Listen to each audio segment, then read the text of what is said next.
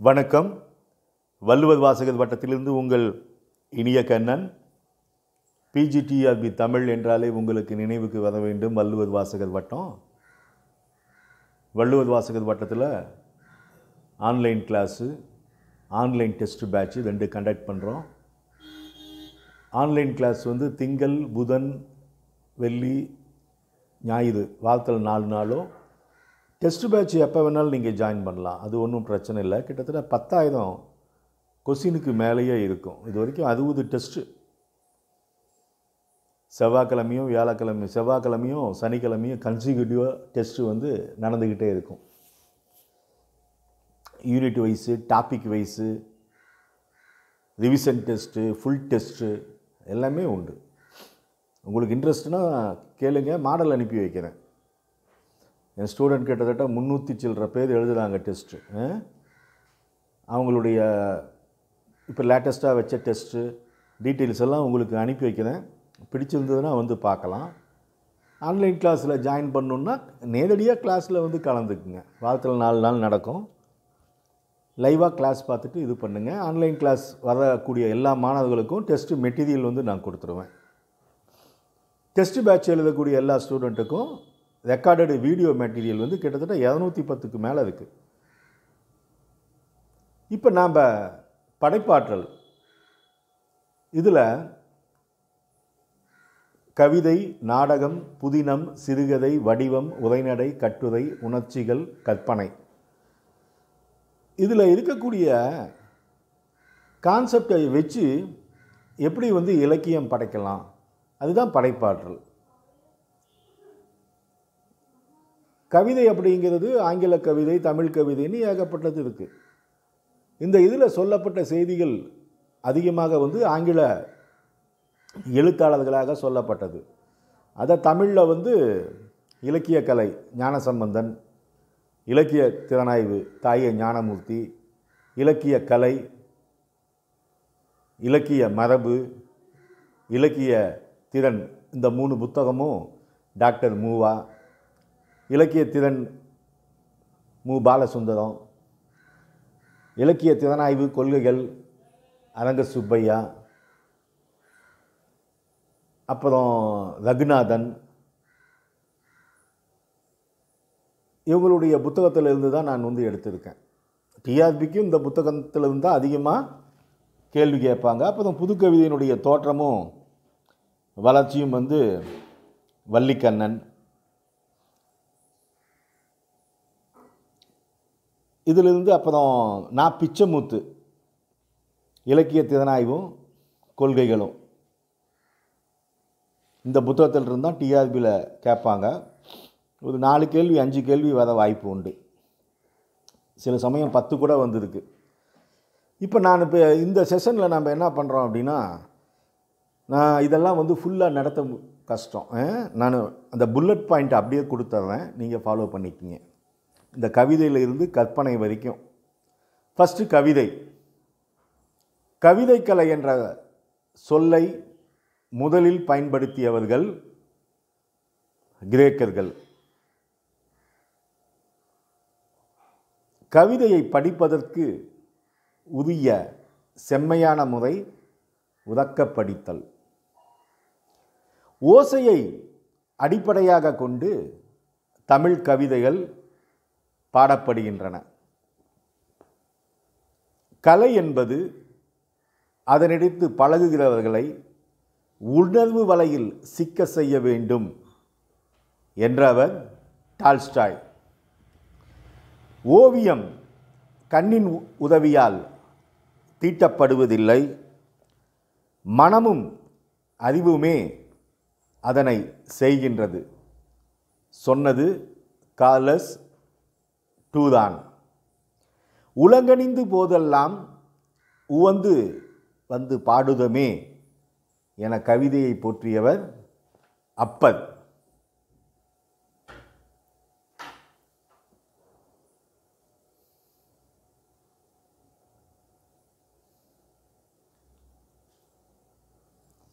பாடலெல்லாம் காதலிலே முகிழ்கிறது என்றவர் Shelley.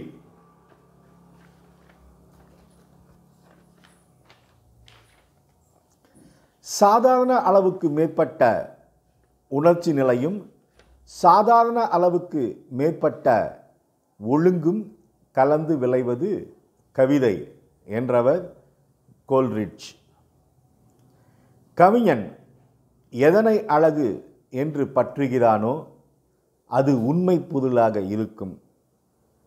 Keats. நதியின் பிழையன்று நரும் புனல் இன்மையற்றே. இப்பாடல் இடம்பெறும் நூல் கம்பராமாயணம். நீரிடை உறங்கும் சங்கம், நிழலிடை உறங்கும் மேதி, தானிடம் உறங்கும் வண்டு, தாமரை உறங்கும் செய்யாள். இந்த கவிதையில் கம்பர் கற்பனை காணும் நாடு கோசலை. சுருங்க சொல்லி விளங்கி வைக்கும் அழகு கவிதையின் இயல்பாகிறது. வெவ்வாய் ஒதி முழவாக விழிந்தார் ஈமம் விளக்காக இவ்வாறாகி பிறப்பதோ இதுவோ மண்ணுயிர் இயல்வேந்தே. இந்த சிந்தாமணி பாடலில் காணப்படும் கற்பனை நினைவு கற்பனை. இறங்கு போ விற்பிடித்த காலதூதர் கையிலே உறங்குவாய் உறங்குவாய் இனி கிடந்து உறங்குவாய், உறங்குவாய் உறங்குவாய் இனி கிடந்து உறங்குவாய். இந்த கம்பராமாயண பாடலில் பாடப்படுபவன் கும்பகர்ணன். கவிதையில் பயிலும் சொற்கள் சாதாரண மக்களால் மிகுதியும் கையாள பெறாதவையாய் இருப்பது நன்று. அரிஸ்டாட்டில். இழும் என் மொழியால் விழுமியது நுவழல் என கவிதையை போற்றியவர் தொல்காப்பியர். கடைக்கண்ணால் என்னை கொல்வான் போல் நோக்கி நகைக்கூட்டம் செய்தான் அக்கல்வன் மகன். இந்த கலித்தொகை பாடல் குறிஞ்சிக்கலி. இயற்றினர் எற்றலோடும் திசை திறந்து அண்டங்கீறி சிரித்தது செங்கட் சீயம் என கம்பராமாயணத்தில் குறிப்பிடக்கூடிய தெய்வம் நரசிம்மர். அண்ணலும் நோக்கினான் அவளும் நோக்கினாள் என கம்பராமாயண பாடலில் காணப்படும் சக்தி என்ன ஊட்டல்.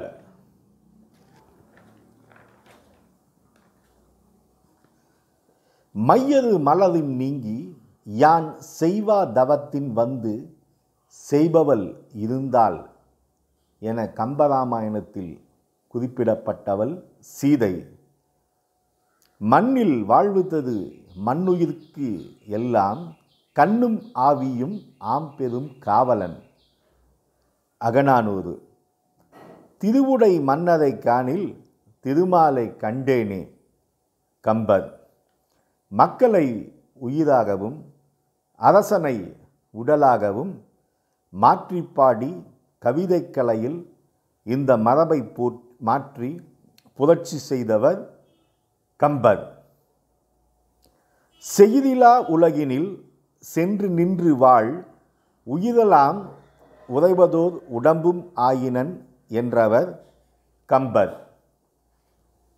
கவலையின்றி பறந்து திரியும் சிட்டுக்குருவி எனது பலகனியின் வழியே வரின் யான் என்னை மறந்து சிட்டாக மாறிவிடுவேன், மேலும் சிறு பலர் கற்களையும் கொத்த தொடங்கி விடுகிறேன் என்றவர் கீட்ஸ். கண்ணொடு கண்ணினை நோக்கின் வாய்ச்சொற்கள் என்ன பயனும் இல.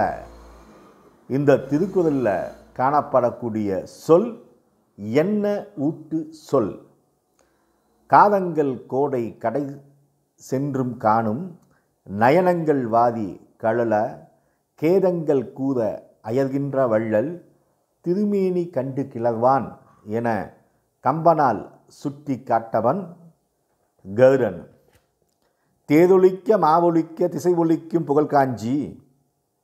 தேதொழிக்க மாவொழிக்க திசை ஒழிக்கும் புகழ்காஞ்சி என திருத்தொண்டர் புராணத்தின் பாடலில் காணப்படுவது பொருளும் ஓசையும். பிளந்தது தூணுமாங்கே பிறந்தது சீயம் பின்னை வளர்ந்தது. இந்த பாடலில் காணப்படுவது உணர்ச்சியும் ஓசையும்.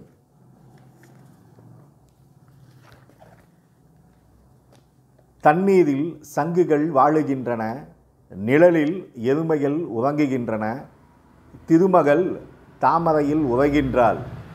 இந்த பாடலை மீனாட்சி சுந்தரம் பிள்ளை அவர்கள் மாதுளம் பழம் என்று அழைக்கிறார். செல்வம் என்பது சிந்தனையின் நிறைவு. குமரகுருபரர். சிறந்த கவிதையில் எண்ணற்ற எண்ண ஊட்டல்கள் நிறைந்துள்ளன. ஏதோ ஒன்றைத்தான் கவிஞன் பாடுகின்றான். AC Bradley.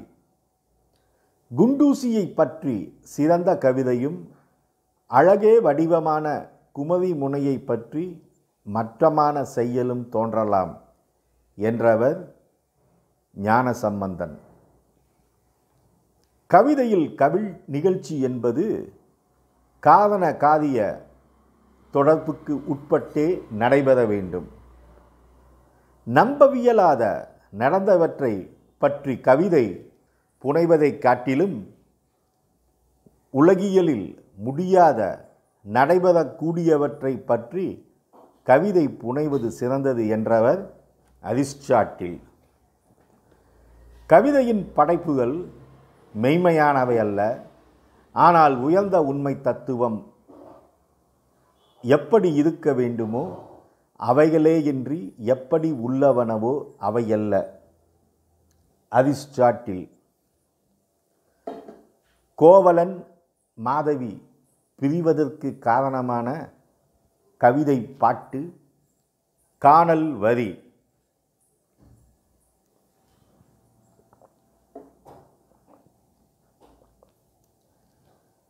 மாயப்பொய் பல கூட்டும் மாயத்தால் பாடினால் இந்த கூற்றுக்கு உரியவள் மாதவி. கவிதையை சிறந்த முறையில் கூற வேண்டிய பொய்கள் எனச் சொன்னவர் அரிஸ்டாட்டில்.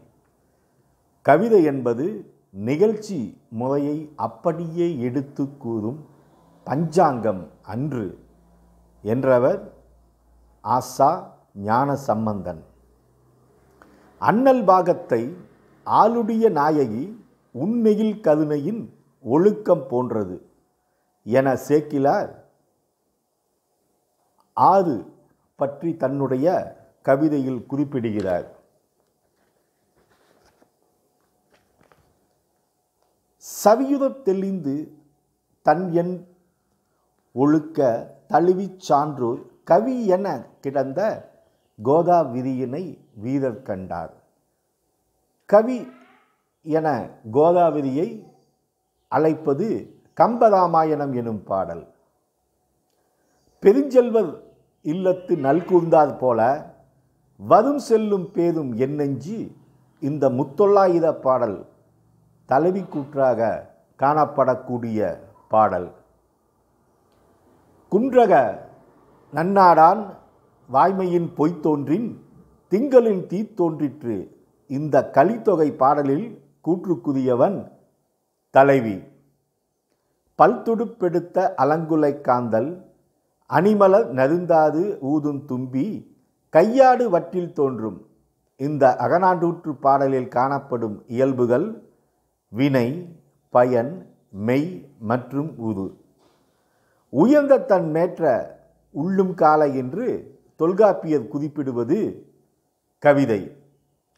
பூணும் வடம் நீ எனக்கு புதுவயிரம் நான் உனக்கு என பாரதியார் தம் கவிதையில் குறிப்பிடுவது மட்டமான பொருள். கற்பகத்தின் பூக்கொம்போ காமன் தன் பெருவாழ்வோ அற்புதமோ சிவனருளோ அதுமையோ என்று அதிசயத்தால் இப்பாடலில் பறவை நாச்சியாரின் அழகு உருவகப்படுத்தப்பட்டது. சிறந்த உமைப் பொருளின் தன்மையை விளக்குவதோடு அதனை சிறப்பிக்கவும் வேண்டும் என்று சொன்னவர் ஜான்சன். மேகந்தனி வருகின்றது மின்னோடு என மிளிர் பூன் நாகந்தனி வருகின்றது பிடியோடு வா. இப்பாடலில் கம்பன் கங்கை படலத்தில் ஓமைக்கப்படுபவர்கள் ராமன் மற்றும் சீதை. அகப்பாடலில் அனைத்தும் தனி மனிதனுடைய அனுபவத்திற்கு மட்டும் வடிவு கொடுக்காமல் உலகில் உள்ள மக்கள் அனைவருடைய அனுபவத்திற்கும் வடிவு கொடுப்பது போல அமைந்துள்ளன என்றவர் ஹட்சன். தோல் நலம் உண்டு துறக்கப்பட்டோர் வேநீர் உண்டு குடையோர் அன்னர். இந்த பாடல் பாலைக்களி. கூடினர் புரிந்து குணன் உணப்பட்டோர் சூடினர் இட்ட பூவோர் அன்னர். இப்பாடலில் கூற்று நிகழ்த்துபவர் தலைவி. அற்றை திங்கள் அவ்வின் இளவில் எந்தையும் உடையோம் எம்குன்றும் பிறர் கொளார். பாதி மகளிர் பாடிய பாடல் கையறு நிலை. தேசிங்குராஜன், நல்லத்தங்கால் ஆகியன கதை பொதி பாடல்கள். சமுதாயமே முதலில் கவிதை செய்தது என்றவர் எப்பி கும்மதே. கூட்டத்தில் பிறக்கும் கவிதைகளுக்கு உதாரணமாக அமைபவை குரவைக்கூத்து பாடல்கள். கருத்தறிவிக்கும் பாடல்களாக கருதப்படுவது வரிப்பாடல்கள். ஒருவர் கூறும் வரிப்பாடலுக்கு உதாரணம் ஊர் சூழ் வரி. தென்னிலா மணர்ந்த வேணியாய் உந்தன் திருநடம் கும்பிடப் பெற்று மண்ணிலே வந்த பிறவியே எனக்கு தாம் இன்பம் என்று பாடியவர் சேக்கிழார். ஒப்பற்ற தத்துவ ஞானியாக இல்லாத ஒருவன் சிறந்த கவிஞனாக இருந்ததில்லை. கோல்ட்ரிட்ஜ். சிறந்த கவிஞர் எனப்படுவோர் அவர் கவிதை பிறர் மனதில் தோற்றுவிக்கும் பண்பாட்டை கொண்டே முடிவு செய்யப்படுவர் என்று சொன்னவர் எமர்சன். உயிர் வாழ்வுக்கு வேண்டிய நல்லொழுக்கத்திற்கு மாறாக போதிக்கும் எந்த கவிதையும் வாழ்வுக்கு எதிராக செய்யப்பட்ட கலகமாகும் என்றவர் ஆர்னால்ட். கவிதையின் அடிப்படை வாழ்க்கையை பற்றிய விமர்சனமே என்றும் அழியா உண்மையும் ஆழமும் மிகுதியா பெற்று திகழ்தலே சிறந்த கவிதையின் இலக்கணம் என்றவர் மேத்யூ அர்னால்ட். பண்பாடு, சமயம், ஆழ்ந்த கருத்துக்களை தருதல், வேகமான உணர்ச்சிகளையும் புலனையும் அடங்கச் செய்தல்,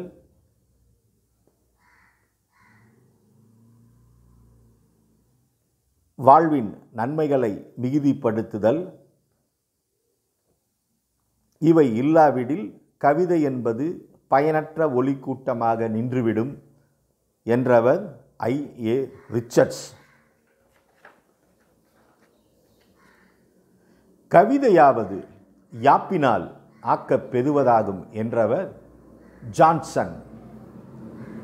அறிவோடு கற்பனையை சேர்த்து உண்மையோடு இன்பத்தை இணைக்கும் கலையே கவிதையாகும் என்றவர் மில்.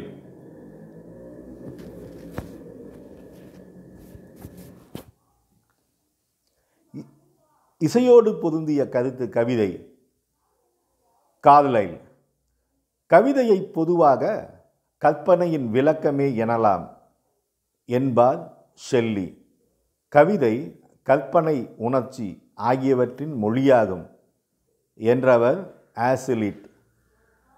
கவிதை அறிவியலுக்கு மாறானது. அதன் உண்மையான நோக்கம் இன்பமே, உண்மையை உணர்த்துவது அன்று. பாட்டு அறிவுகள் அனைத்தினுமே மூச்சும் நுண்ணிய உணர்வும் ஆகும் என்றவர் வேர்ட்ஸ்வர்த். கவிஞனின் உள்ளத்திலிருந்து பொங்கி வரும் உணர்ச்சியே கவிதையாகும். அவ்வுணர்ச்சியை அமைதியாக நினைவுக்கு கொண்டு வந்து நெறிப்படுத்துவனிலிருந்து கவிதை தோன்றுகிறது என்றவர் வேர்ட்ஸ்வர்த்.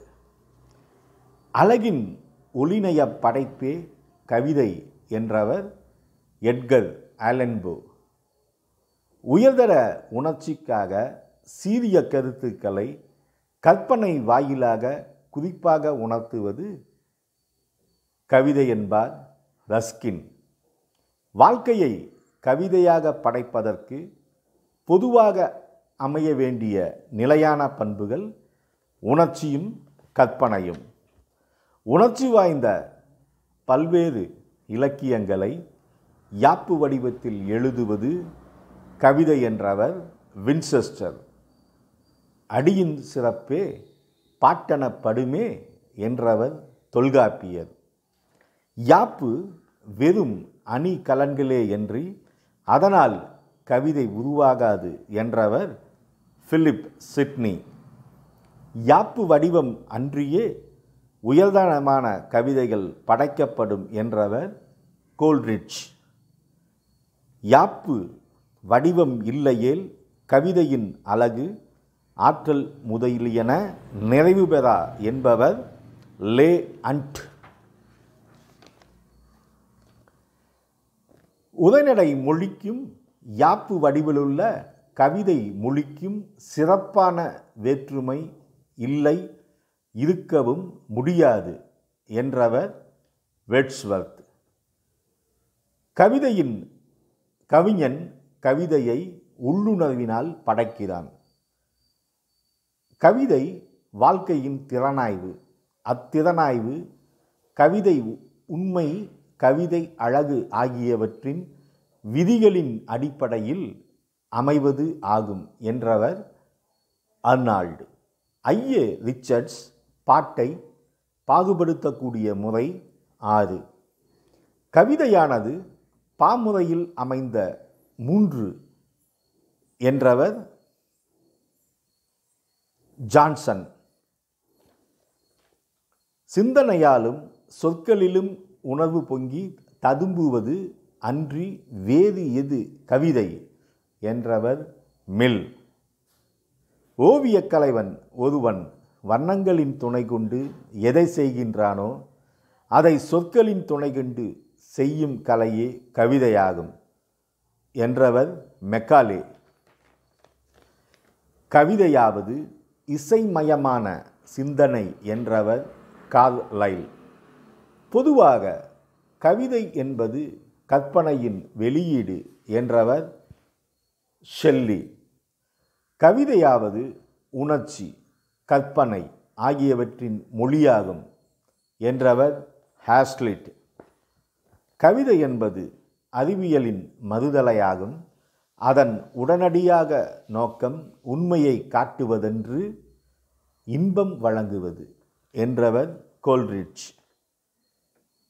கவிதை என்பது அளவு கடந்த உணர்வு அல்லது முழு கற்பனை வெளியே செல்வதற்கு உரிய வழியாகும் என்றவர் கெப்பில்.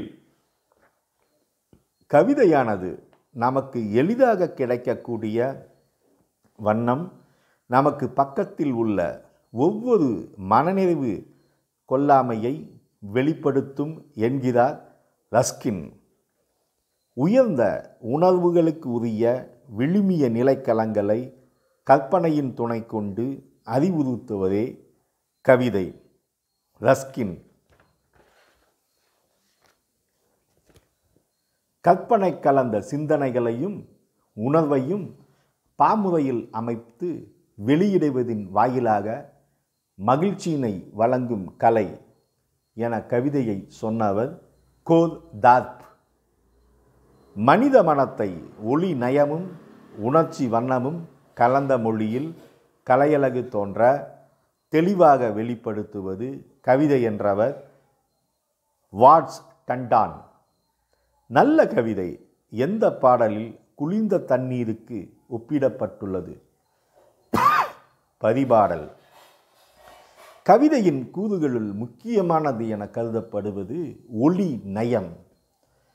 கவிதைகளை செவிநுகர் கனிகள் என குறிப்பிட்டவர் கம்பர்.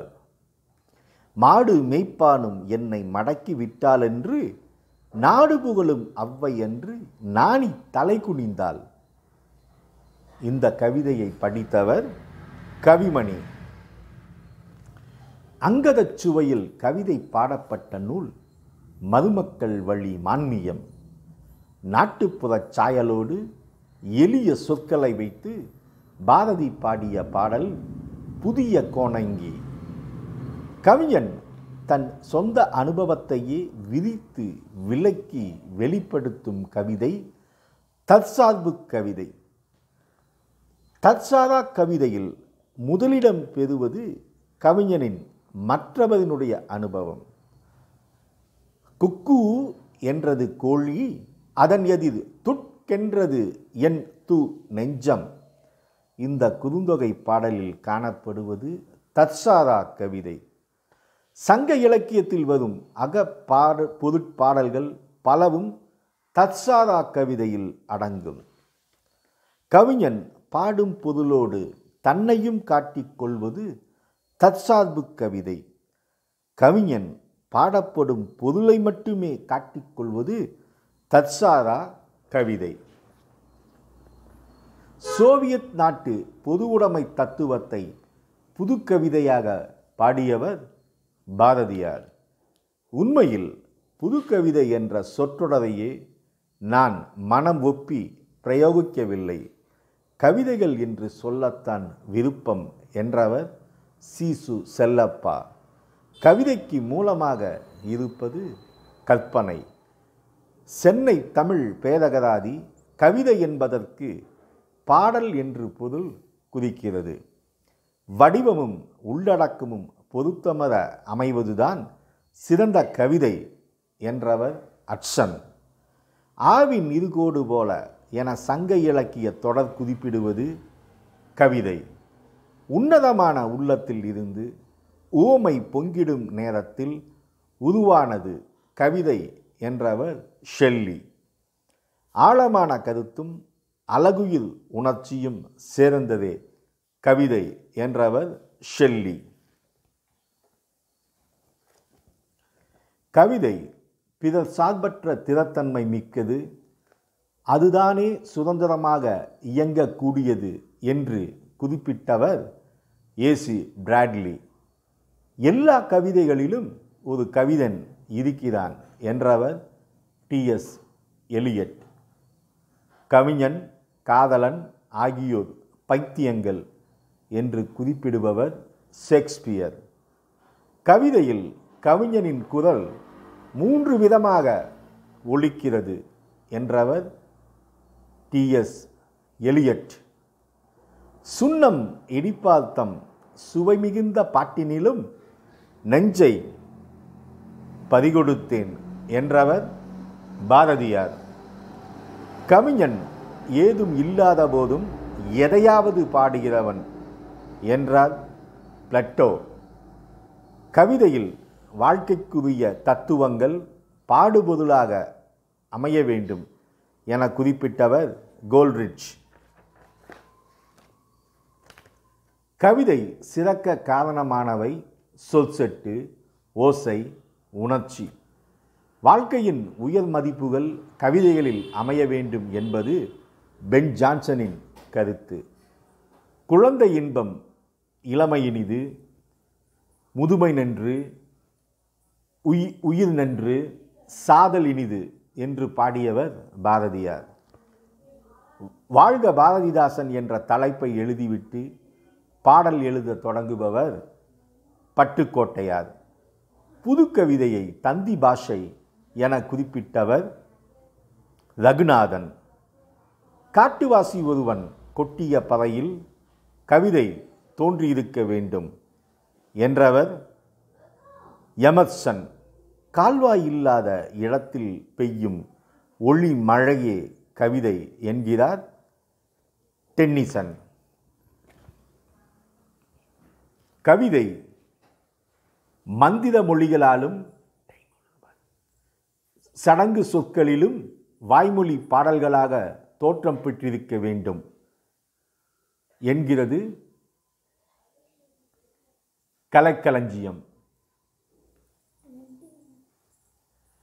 நேர்கோடுகளும் வளைகோடுகளும் இணைந்தோ இணையாமலோ அழகியலாகும்போது ஓவியமாவதைப் போல் உள்ளடக்கம் அழகியலோடு இணைந்து உணர்வை தொடும்போது கவிதையாகிறது.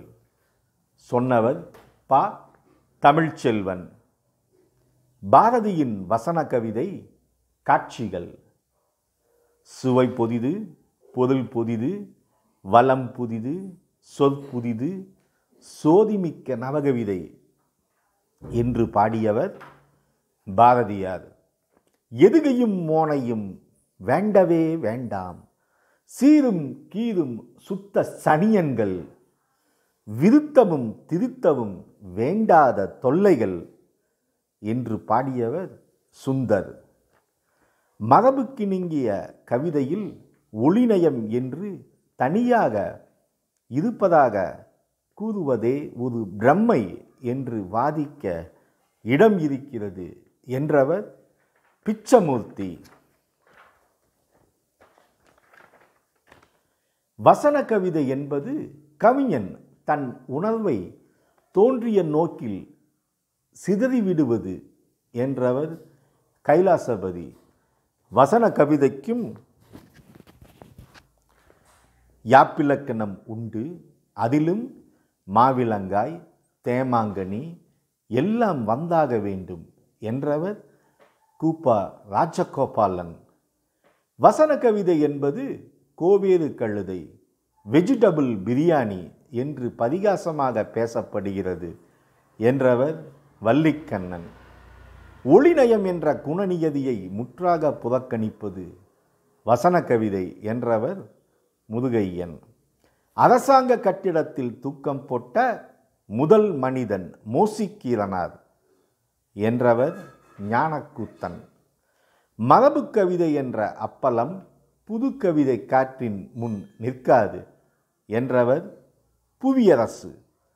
படிமமும் குறியீடும் கொண்ட இவரது கவிதைகள் எடுத்தவுடன் புரிந்து கொள்ளும் தன்மையற்றது. தருமு சிவராமு. வாழ்க்கை அந்நிய மொழியில், மரணம் தாய்மொழியில். இந்த கவிதையை பாடியவர் தமிழன்பன்.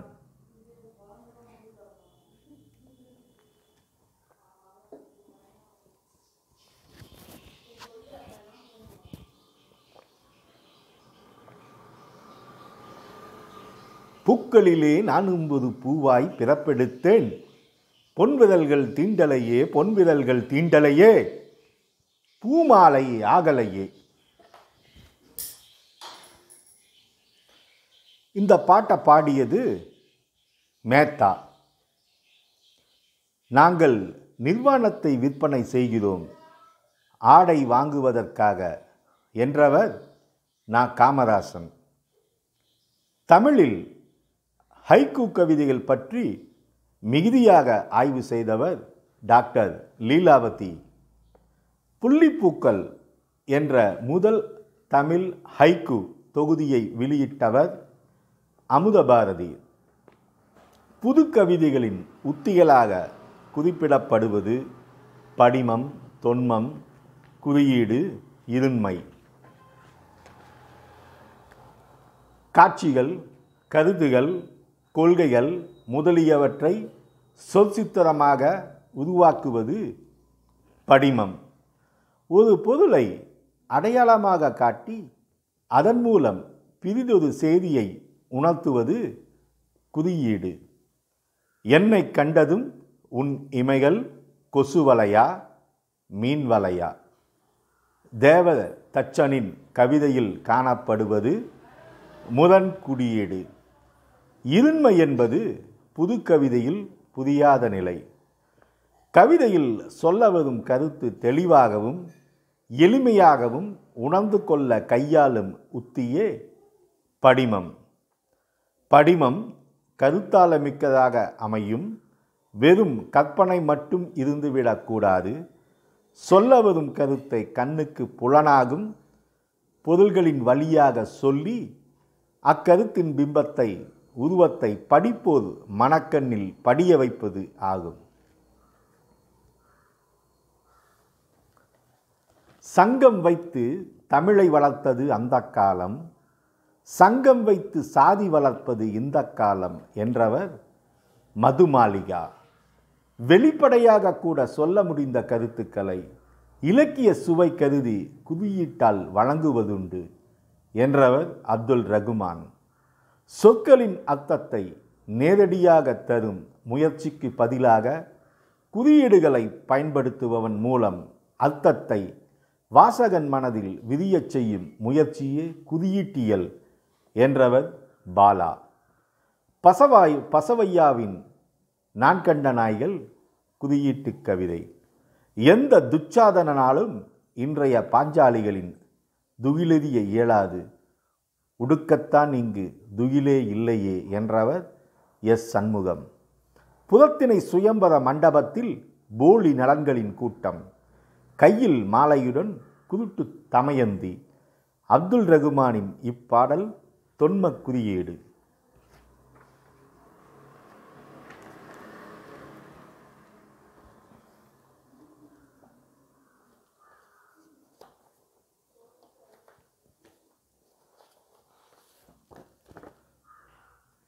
புதுக்கவிதையை உருவாக்கியவர்கள் வால்ட் விட்மன், எஸ்ட்ரா பவுன், டி.எஸ்.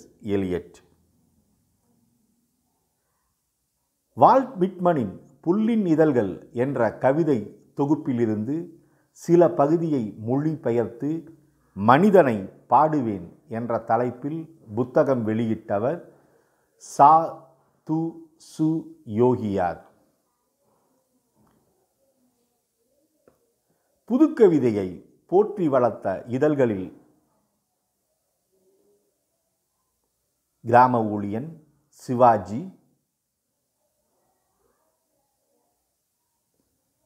எழுத்து.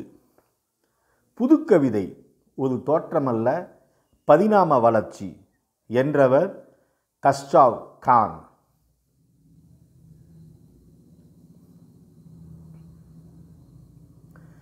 புதுக்கவிதைக்கு முக்கியமாக ஒளி நயத்தை கருதலாம்.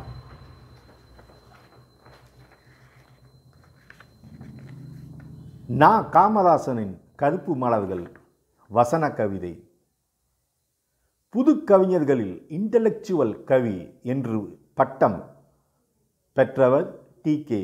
துரைசாமி.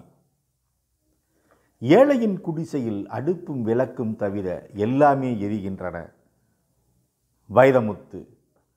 முதுகுவரை நீண்டுவிட்ட கூந்தலுக்கு மேலும் வளர துடிதுடிப்பண்ண, கண்காட்சி கவிதை.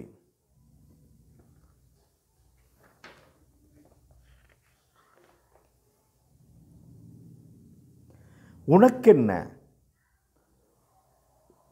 ஒரு பார்வையை வீசிவிட்டு போகிறாய், என் உள்ளமல்லவோ வைக்கோலாய் பற்றி எரிகிறது என்று புதுக்கவிதை பாடியவர் மீரா.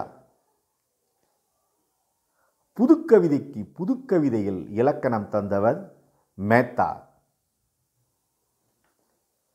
அப்துல் ரகுமானின் ஆலாபனை என்ற கவிதை தொகுதி சாகித்ய அகாதமி விருது பெற்றது.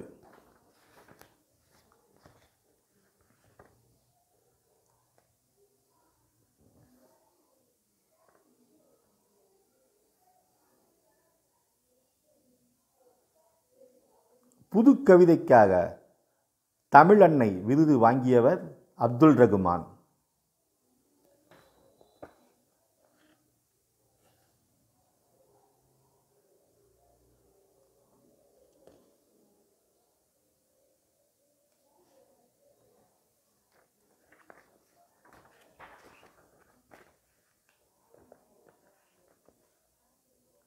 மணவினையில் தமிழுண்டா, மாண்ட பின்னர் பிணவினையில் தமிழுண்டா என கேட்டவர் முடியரசன்.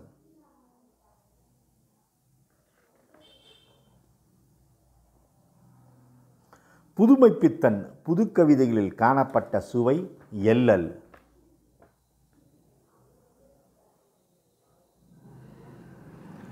தொல்காப்பியர் விளக்கும் உள்ளுரை ஓமம், ஓமோபோலி, இறைச்சி ஆகியவற்றிற்கு பெரும்பாலும் பொருந்துவனாக உள்ளது குறியீடு என்ற உத்தி. 30 கோடி முகமுடையால் உயிர் மொய்முற ஒன்றுடையால் இப்பாடலில் காணப்படுவது யதார்த்தம்.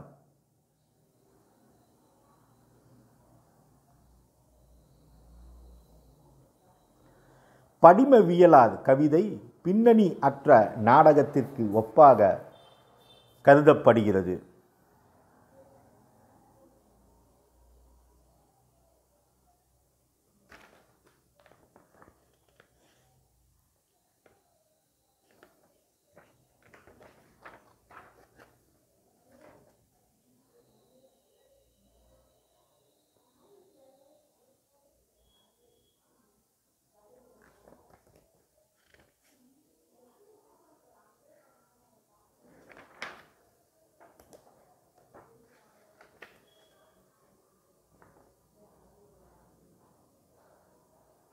கவிதை கூறும் செய்தியை மறைத்தோ குழப்பியோ ஒதுக்கிவிட்டு கூறுவது இருண்மை.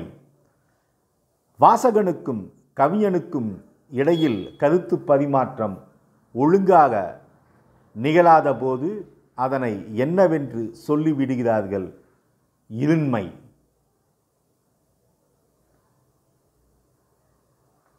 உயிரில்லா பாட்டுகள் என அழைக்கப்படுவது யமகம். நீ அழையே சிறுபூவாய் நெடுமாலர்க்கு என் தூதாய் என்று நம்மாழ்வார் பாடியது விழுமிய கற்பனை.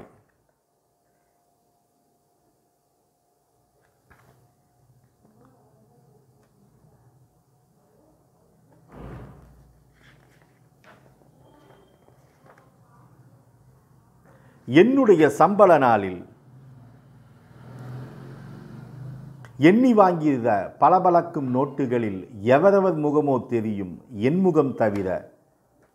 இந்த பாடலை பாடியவர் மேத்தா. மாளிகைக்கு பர்மிட்டு சேரிக்கு கைவிலங்கு நா. காமராசன்.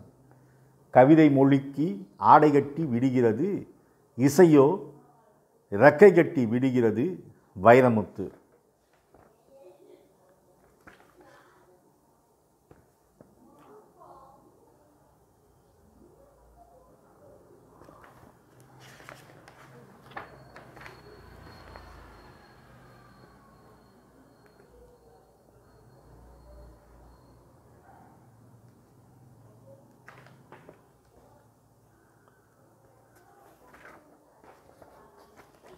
இது வரைக்கும் நாம் கவிதையை பற்றி பார்த்தோம்.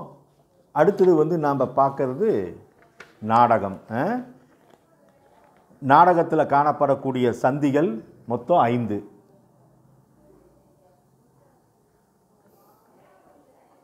தொடக்கம், வளர்ச்சி, உச்சநிலை, வீழ்ச்சி, முடிவு.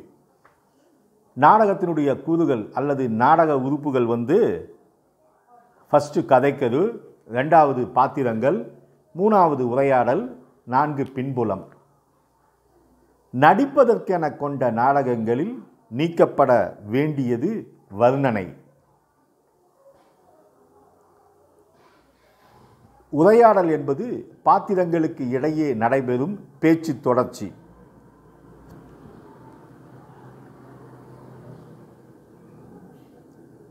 நாடக உத்திகள் என்பவை இணைக்கதை, எதிர்கதை, நாடக முரண், குறிப்பு முரண். நாடகங்களின் முதன்மை பிரிவுகள் படிப்பதற்கு உரியது, நடிப்பதற்கு உரியது, படிப்பதற்கும் நடிப்பதற்கும் உரியது. மொழியின் அடிப்படையில் தோன்றும் நாடகங்கள் செய்யுள் நாடகம், கவிதை நாடகம், உரைநடை நாடகம். மரபு இலக்கணம் சார்ந்த பாக்களை கொண்ட நாடகம் செய்யுள் நாடகம்.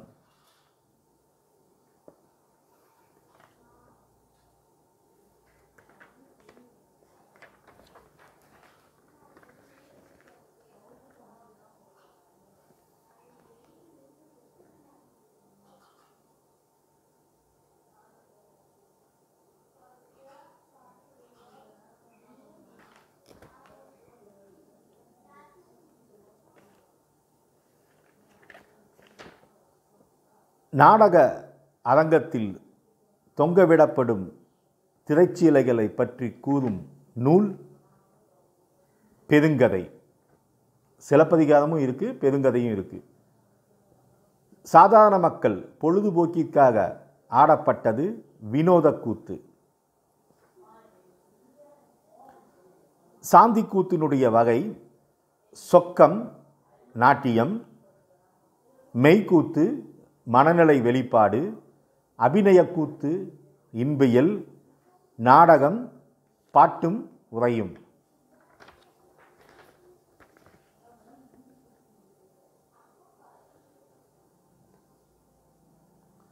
கொடியும் மலரும் கொள்வொள்ளி எழுதி பிடியும் களிரும் பிறவு இன்னவை.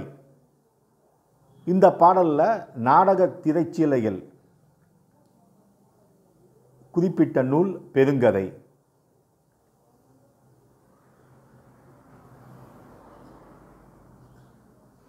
மனித பண்பாட்டை விளக்காத எந்தவொரு செயலும் பகுதியும் நாடகத்தில் இருப்பது பயனற்றது என்றவர் ஹென்றி ஆர்தர் ஜோன்ஸ்.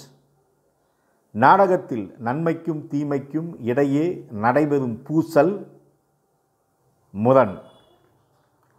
எல்லா நாடகங்களும் பொதுவான ஒரு வகை முரண் அடிப்படையாக கொண்டது. மொத்தம் 13 வகையான முரண்களை அடிப்படையாக கொண்டது.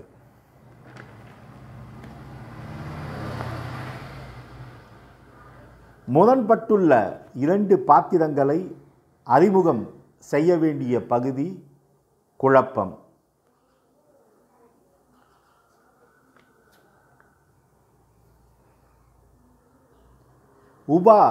உபநாயகன்தான் உதவித் தலைவன் லக்குவன் உற்ற இலக்கியமாகும் சொன்னது பரிதிமாற் கலைஞர்.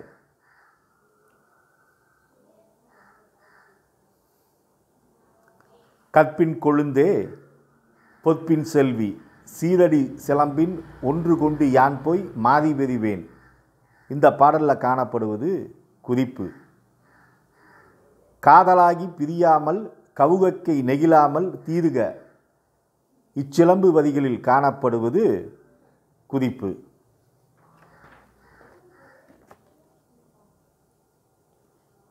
நாடகவியல் குறிப்பிடும் நாடகத்தில் பொருத்தம் என்பது ஒற்றுமை உடைமை.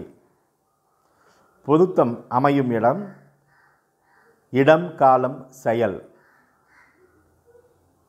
நாடக பொருத்தங்களில் இன்று கடைப்பிடித்துள்ள பொருத்தம் செயல்.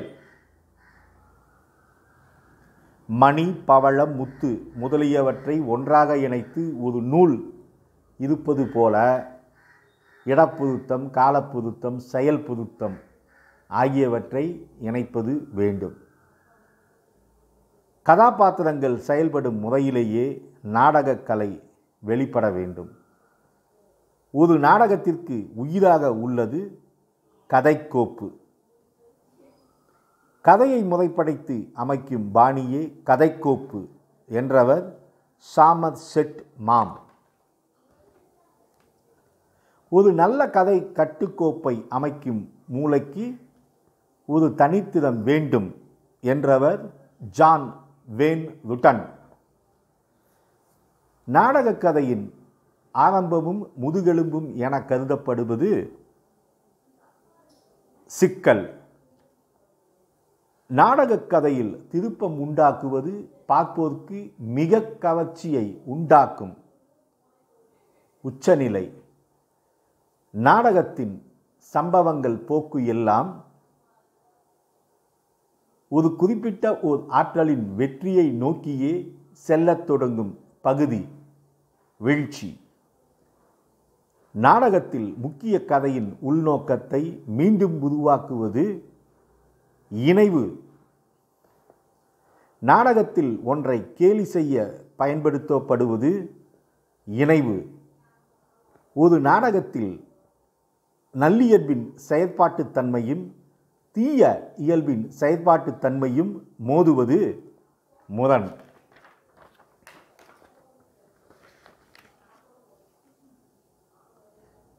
நாடகத்தில் முரண்பாட்டு குறிப்பின் வகைகள் நிகழ்ச்சி முரண்பாட்டு குறிப்பு, முன் அறிவு முரண், இருபொருள் முரண்பாட்டு குறிப்பு.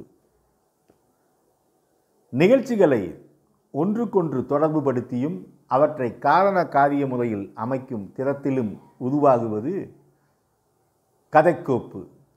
மேடையில் உயிருள்ள மக்களால் நடித்து காட்டுவது நாடகம் என்றவர் கிரீன்வுட்.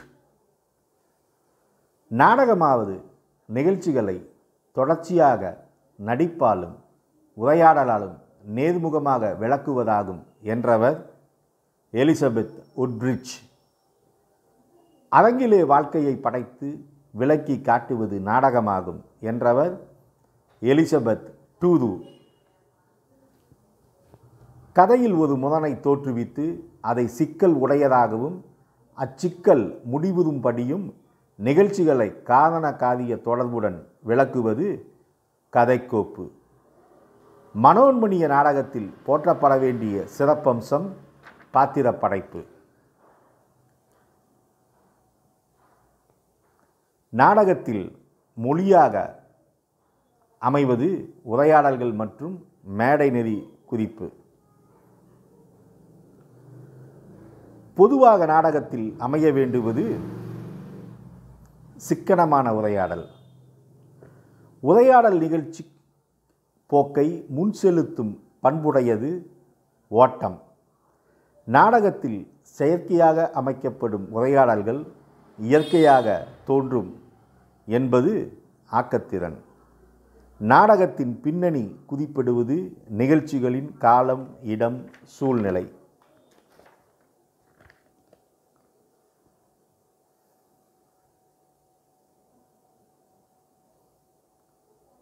நாடகத்தில் எதிலிருந்து கதை தொடங்குகிறது எனலாம்.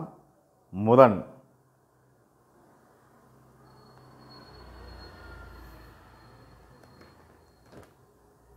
நாடகத்தின் 5வது அங்கம் அல்லது பகுதி முடிவு. நாடகத்தில் நிகழ்ச்சி போக்கு முடிவை நோக்கி செல்லும் பகுதி வீழ்ச்சி. நாடகம் காண்பவர் கருத்தை கவர்வதற்கு ஆசிரியர்கள் நிகழ்ச்சிகளை புகுத்தி தீட்டும் பகுதி வீழ்ச்சி.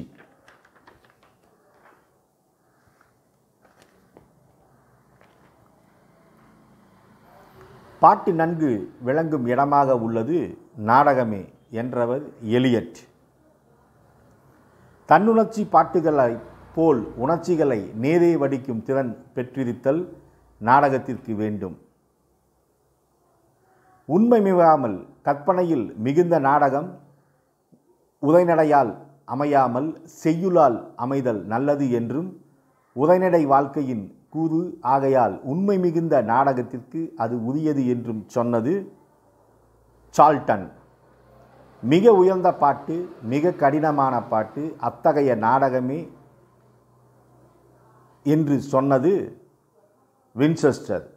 நாடகம் கண்ணாலும் செவியாலும் நுகரத்தக்க கலையாகும் என்று சொன்னது தொல்காப்பியர். நாடகத்தில் நடிப்பவர் தமக்குத்தாமே கூறுவதாக அமைவது தனிமொழி.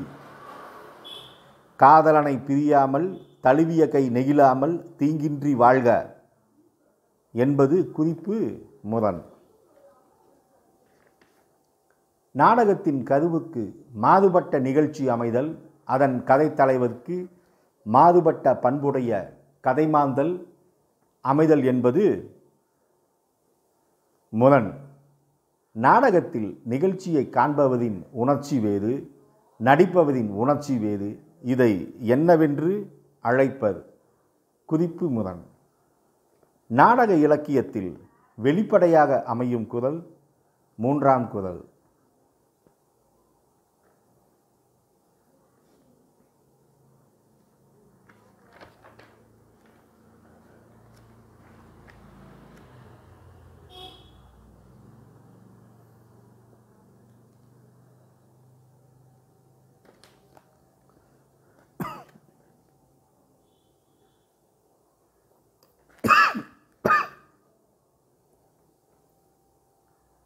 தாளத்தின் அடிப்படையாக கொண்ட கூத்து சாக்கம். அகச்சுவையனை அடிப்படையாக கொண்ட கூத்து மெய்க்கூத்து.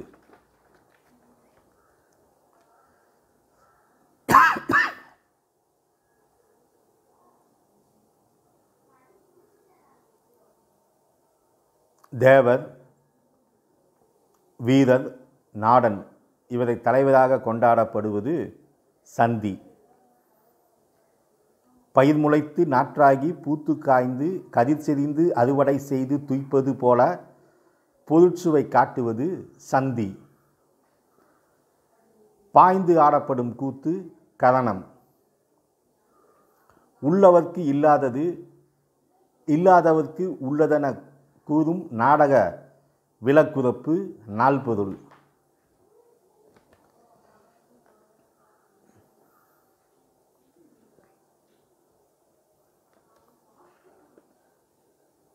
ஆடல் இலக்கணம். பிண்டி ஒற்றை கை குதி காட்டுவது, பிணையல் 2 கைகளாலும் குவித்தல், எழில்கை அழகு பெற காட்டும் வகை, குடை ஒற்றை கை குவித்த கை. நாடகத்தில் 9 சுவைகளை காண்பிப்பது குறிப்பு.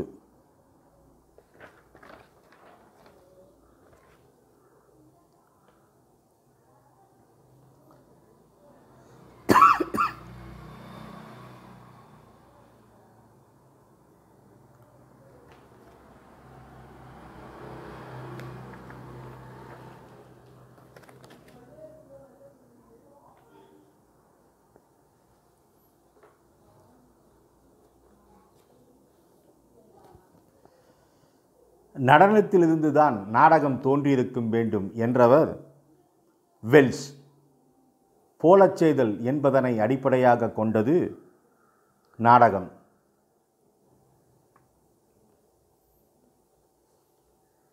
இதுவரைக்கும் நாம் நாடகத்தை பற்றி பார்த்தோம். அடுத்தது புதினம். உரைநடையால் அமைந்த நீள்கதை தான் புதினம் அல்லது நாவல். நாவல் என்பது தமிழில் திசைச்சொல். புதின இலக்கியம் முதல்ல தோன்றிய இடம் சைனா. நாவல் என்னும் சொல் எந்த பொருளை தர வல்லதுன்னா புதுமை. புதின நோக்கு உத்திகள் கொண்டு விளங்கும் புதினம் கமலாம்பாள் சரித்திரம். புதினத்திற்கு களமாக அமைவது கதை. நாடகம் மிகவும் செறிவான அமைப்புடைய இலக்கிய கலை. ஆனால் புதினம் நெகிழ்ச்சியுடையது. ஒரு புதினம் சிறந்த புதினமென போற்றப்படுவதற்கு காரணம் ஆசிரியரின் உண்மையான அனுபவம். கதைக்கோப்பு அமைப்பையொட்டி புதினங்களை 2 வகையாக பிரிக்கலாம். புதினத்தில் கதைக்கூறும் முறைகள் 3. நேர்முக முறை, தன்வரலாறு கூறும் முறை, கடித முறை தான் புதின கதை கூறும் முறைகள்.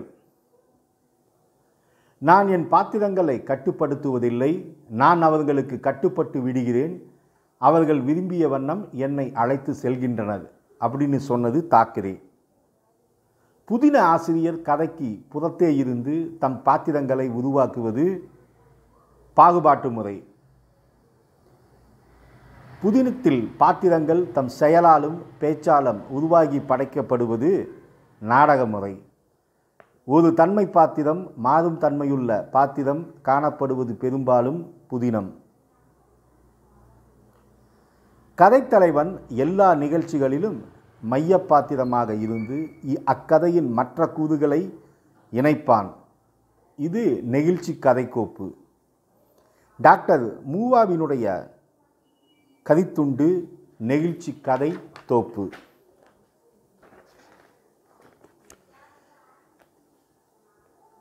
நெகிழ்ச்சி கதைக்கோப்பில் நிகழ்ச்சிகள் ஒன்றோடு ஒன்று தொடர்பு உடையவனாய் இருக்கும்.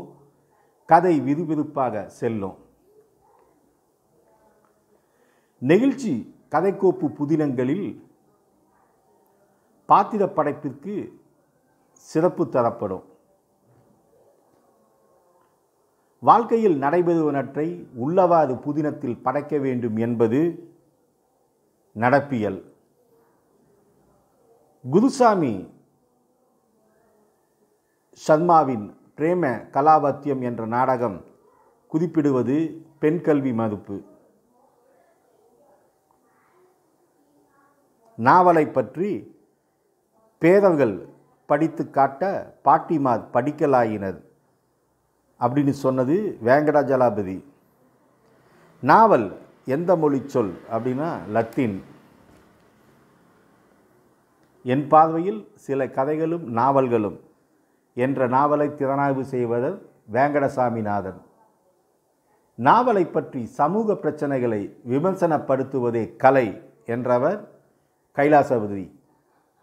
ஒரு கிராமத்திற்கு சென்று அங்கு நடக்கும் தேர்திலாவடி சுற்றி காண்பது போல நாவலில் பல்வேறு அனுபவங்களையும் உணர்கிறோம் சொன்னது மா ராமலிங்கம். நாவலில் வரும் கதை பின்னலை பிளாட் என ஆங்கிலத்தில் அழைப்பர். நாவல் உரைநடை மூலம் மொழி சிக்கலற்ற நிலையில் தம் கருத்தை கூற பயன்படுவது. நாவல் உரைநடை மூலம் மொழி சிக்கலற்ற நிலையில் கருத்தை கூற பயன்படுகிறதுன்னு சொன்னது வையாபுரி பிள்ளை. பிளாட் என்பதற்கு சூழ்ச்சி, சதி என பொருள் அப்படின்னு சொன்னது ஞானசம்பந்தம். புதினத்தில் கதைப்பின்னல் கொண்ட தன்மைகள் வெளிப்பாடு, சிக்கல், முடிவு. கதைப்பின்னலினுடைய உட்கூறுகள் என்னன்னா இழுவிசை, ஆர்வம், எதிர்நிலை, குறிப்பு, முரண். கதை நிகழ்ச்சிகள் ஒன்றையொன்று பட்டிக்கொன்று நிற்றல் இழுவிசை. ஒரு வாசகன் நிகழ்ச்சியை படித்ததும் அடுத்து என்ன நடக்கும் என்ற எண்ணம் உருவாகும்படி செய்வது நாட்டம். நாவலில் சிக்கலை வளர்த்து அதனை முடிவுக்கு கொண்டு வரும் வரையில் வெளிப்படுத்தாமல் இருப்பது எதிர்நிலை. பாத்திர படைப்புகள் சமூக முரண்பாடுகளை வெளிப்படுத்தும் கருவி என்கிறார் கைலாசபதி.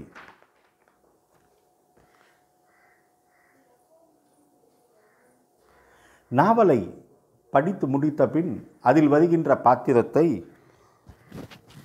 நாம் எங்கோ பார்த்திருப்பதாக வாசகன் உணரும்படி செய்ய வேண்டும் என்பதே சிறந்த படைப்பாண்மை அப்படின்னு சொன்னது மா ராமலிங்கம்.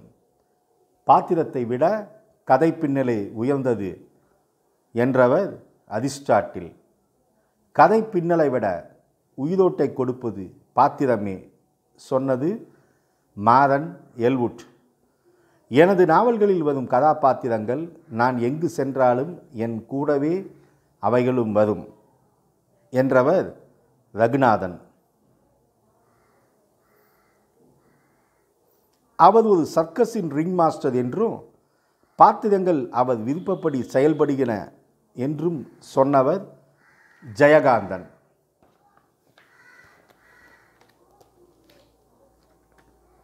ஒப்பாரும் மிக்காரும் இல்லாத கதைத்தலைவனை படைக்கும் தமிழ் மரபிலிருந்து விலகி யதார்த்த பாத்திரங்களை படைத்தவர் ஜெயகாந்தன். வாக்குவாத முறையில் உரையாடலை அமைத்து விறுவிறுப்பு ஊட்டியவர் ஜெயகாந்தன். நாவலில் பாத்திர பேச்சின் திறனாய்வாளர்கள் எத்தனை வகையாக பிரித்துள்ளனர்? 5. ஆசிரியர் கதை கூறும் முறை என்பது எடுத்துரை. ஒரு கதையை யாருடைய பார்வையின் மூலம் கதாசிரியன் வெளிப்படுத்துகிறான் என்பது நோக்குநிலை. முன்னர் நடந்த நிகழ்ச்சிகளை பாத்திரங்கள் மீண்டும் எண்ணி பார்க்குமாறு கதையை எழுதுவது நனவோடை உத்தி. முன்னர் நடந்த நிகழ்ச்சிகளை திரும்பவும் எடுத்து கூற பயன்படுவது பின்னோக்கு உத்தி. லாசாரவின் அபிதா, நீலபத்மனாவின் உறவுகள் போன்ற நாவல்களில் காணப்படும் உத்தி நனவோடை உத்தி. புதினத்தில் உட்பொருள் அண்டம். பொருளோடு புணர்ந்த நகைமொழி என்பது தொல்காப்பியம். புதினத்தில் நிகழும் தொடர்பு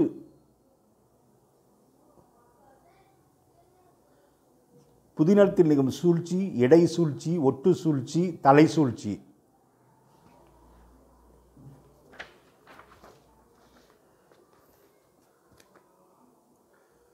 இது வரைக்கும் நாவல் பார்த்தோம்.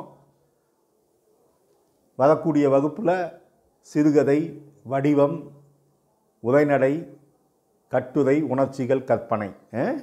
ஏன்னா கவிதையே ரொம்ப டெப்த்தாக பார்த்தாச்சு. இதெல்லாம் நல்லா எக்ஸாமினேஷன் பாயிண்டில் வந்து வரக்கூடியது.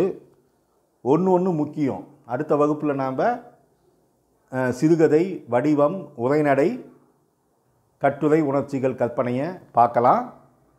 பிஜிடிஆர்பி தமிழ் இனியா கண்ணன் பாருங்கள், மறுபடியும் நான் ஏற்கனவே மொழிவாளாத வீடியோலாம் போட்டிருக்கேன். மறுபடியும் புது புலியோடு போடுவேன். அதனால் எல்லாம் சப்ஸ்கிரைப் பண்ணிக்கங்க. உங்களுக்கு டெஸ்ட் பேட்ச் வேணும்னா அந்த நம்பருக்கு கால் பண்ணுங்கள். ரெகுலராக எக்ஸாம் வரைக்கும் நடந்துக்கிட்டே இருக்கும். அதே மாதிரி எங்ககிட்ட கிளாஸ் ஜாயின் பண்ணிங்கன்னா ஆன்லைன் கிளாஸு நீங்கள் வேலைக்கு போகிற வரைக்கும் படிக்கலாம். நீங்கள் விரும்புகிற வரைக்கும் படிக்கலாம்.